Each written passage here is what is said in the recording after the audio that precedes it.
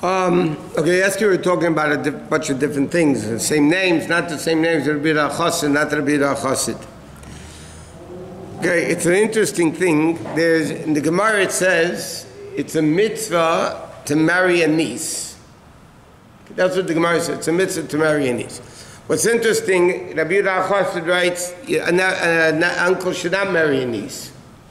In fact, the Gemara learns it out from a pasuk. It says, "Mepsachal tesalem," don't hide yourself from your own family.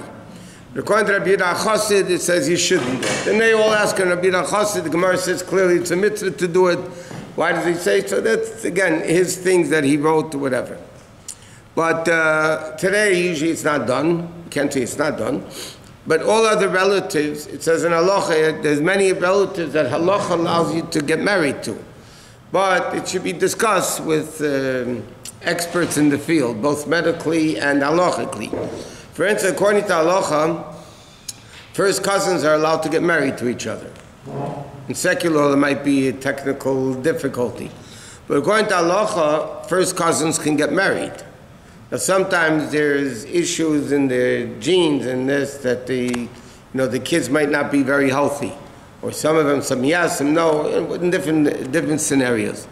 But every person ever wants to marry a relative, they need to ask a shayla. Like second cousins is definitely not a problem, even medically.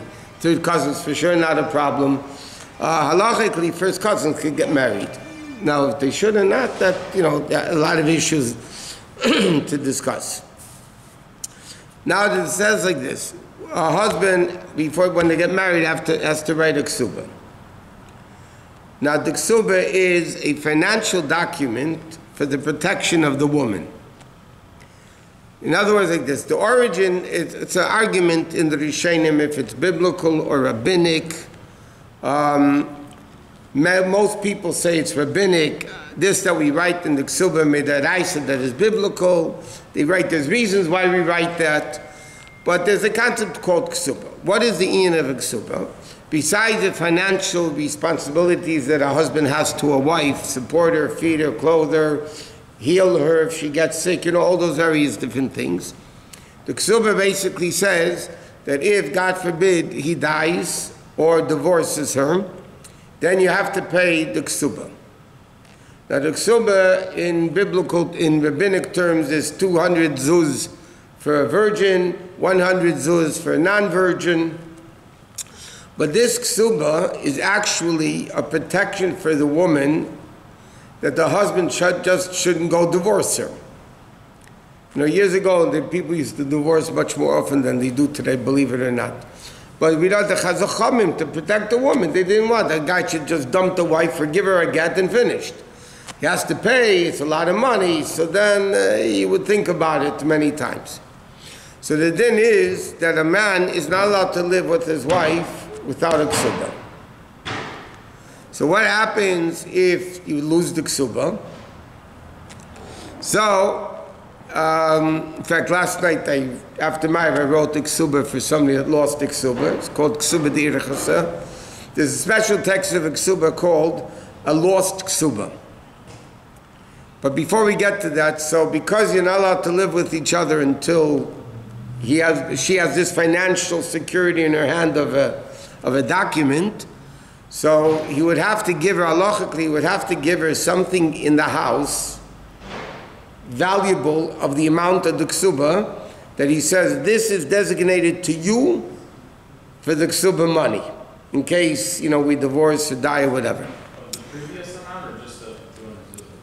What? So let's say on a ksuba you wrote $100,000. No, they don't do that. $100,000, you don't write in ksuba. Years ago, in the Mishnah, the Gemara, you have what's called Teisus Ksuba. Teisus Ksuba means you can give more than that was the minimum. A psula, 200 zuz, a widow, divorcee, 100 zuz, that's the minimum. If a guy wants to give much more, that's fine. Today, in Ashkenazic circles, stopped it a long time ago. Since the time of the Rishonim already, they don't add any money to the ksuba. The Sephardic community in the last number of years also stopped it. Because what happens is, a guy and a boy and girl fall in love, okay, everything, I'm going to write her $100,000. And then 2 weeks later, they get divorced. So, you realize, hey, come on, I'm not gonna, what is this? So, they, even in the Sephardic communities, they stopped it. They basically do the minimum ksuba, which halacha says, he wants to give him money later, give him money. But it's on the obligation is on the estate. If the guy dies, okay, the money for the ksuba, the children have to pay from the estate. It's an obligation on the father, and you make a kinyan, therefore the date has to be the right date. He doesn't have Yoshim? What? He doesn't have Yoshim, where does the money come? There isn't a Jew that doesn't have Yoshim. The only Jew that doesn't have Yoshim is a Gad who converts, a convert who converts and never got married. That's the only Jew that doesn't have any relatives. Because you can go back all the way to Yaakov Avinu, Avram Avinu, whatever. Now, but what do you have to do? You have to write what's called Ksuba D'Irichas. Ksuba D'Irichas is a special text of a Ksuba that says basically the following. The first 10 lines say the following. This guy came before us on this and this date, today's date, let's say in this and this city, and he said that he was married to his wife before in this and this city, and they lost the ksuba, and because our sages tell us you're not allowed to live with your wife without a ksuba, therefore we're rewriting today's ksuba as it was in that day. So you don't write the date of then, because you have to write it today's date, the documents from today's date. But basically it's a replay of their first ksuba, except the date, because you write at the beginning, you write today's date. Then the chassan, picks up the handkerchief and he's makabel kinyan, he does the kinyan, and then he gives her this lost ksuba. What happens if they find the ksuba later? So they have to rip up one of the two. You can't have two ksubas. There's a whole discussion in halacha if somebody can, let's say, make a photostat of the ksuba. Is that good enough as a validation? In other words, let's say you lose one ksuba, okay, but I have a copy. So then it's a discussion in halacha. Some say yes, some say no, because technically you don't want a guy to have two ksubas. Why? He'll collect once, and they'll go to a different city, and he'll collect with the ksuba a second time from the woman or from the estate. So you don't do, or the woman would go collect. So you don't do those things. So you have to go right away to Bais Din and write the ksuba. But until you go to Bais Din, you have to give her property in the house that's valuable, that this is collateral for the ksuba. So what about the amount? Obviously she's not a virgin anymore after you married her, so you're not giving No, the ksuba is based on how you married her. Oh, so it's based on that first. The first, how it was when they got married. How much is 200 approximately? In halacha, it ranges from not so high to very high. There's different opinions in halacha. In fact, there's many articles written how much is the ksuba. In today's world, they usually don't even collect the ksuba, because in the divorce settlement, she ends up getting more than the ksuba. So that's counted usually as the payment of the ksuba. But technically, let's say there was no civil marriage and there's not going to be a civil divorce, let's say, right, whatever. So then there's an amount, different Bais Dinim have different amounts. Some people say it's basically a year's cost of living. Then you have different cities. Cost of living in LA is more expensive than the cost of living in Kentucky. So then you need to know what it is. There's no half-rush to get it civilized? Civilized? To get a civil wedding? To get a civil marriage? There is in Inyan, halacha pushes it. In fact, many rabbis today, more rabbis than the Rabbanim, would not perform a Jewish wedding, a chuppah, if they don't have a civil marriage. Why? Because there is a concept in halacha of dinah malchusa dinah. According to the law of the land, you need to have a civil marriage. If you're living together as husband and wife, and you need to have a civil marriage, and Rabbanim push it. Most of the Rabbanim would not. Some, I'll tell you where you have cases. A guy was married, got divorced, yeah, and they got a get, but they're killing each other in court. So there was no civil divorce yet. Okay, it's going on for a long time. Meanwhile, the guy wants to get married to a different woman, or the woman wants to get married to a different man, right? But now she has a get, so halachically she's not married anymore.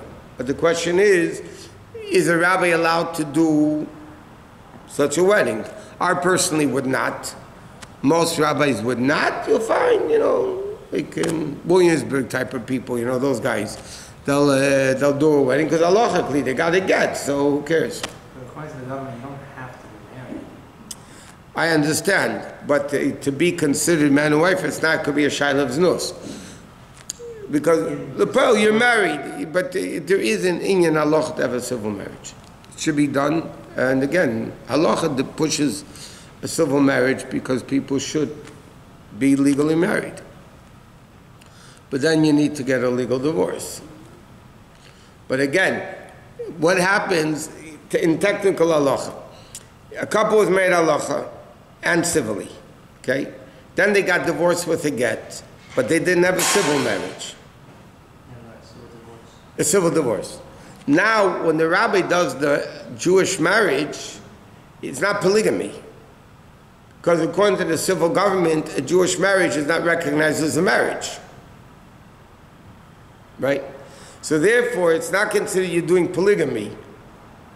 You're marrying somebody with polygamy because the government doesn't recognize a chuppah as a marriage ceremony in civil law.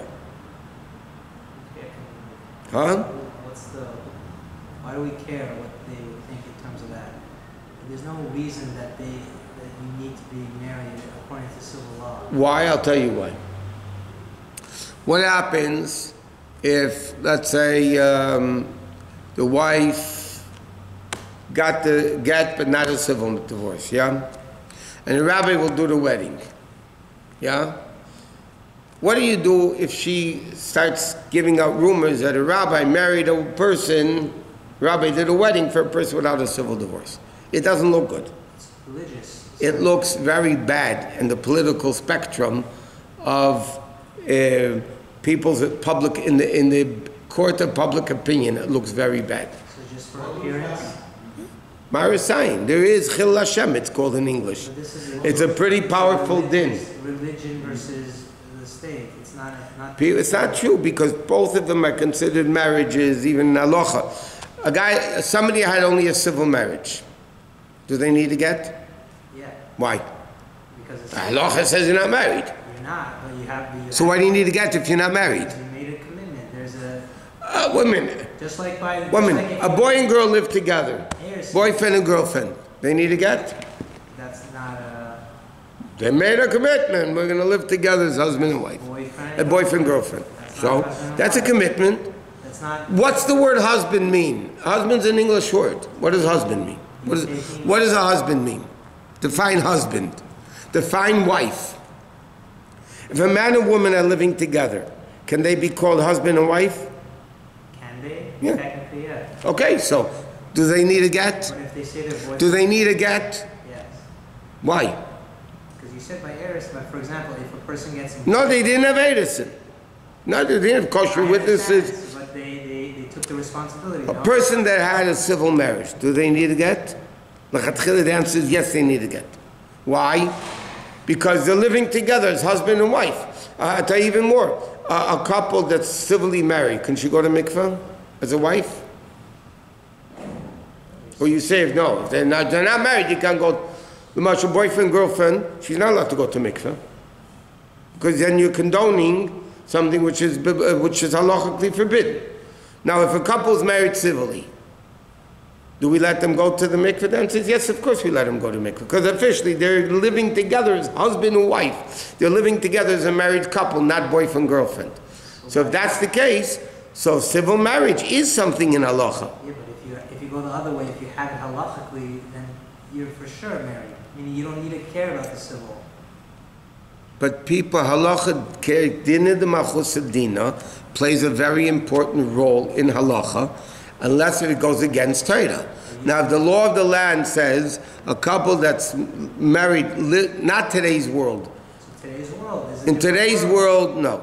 Even though, because Torah still recognizes a civil marriage as a marriage, unlike boyfriend, girlfriend living together. There's a big difference. Big difference. So halacha says you should get recognized as civilly married. There's pros and cons, by the way, of people getting civilly married. The courts don't recognize... No.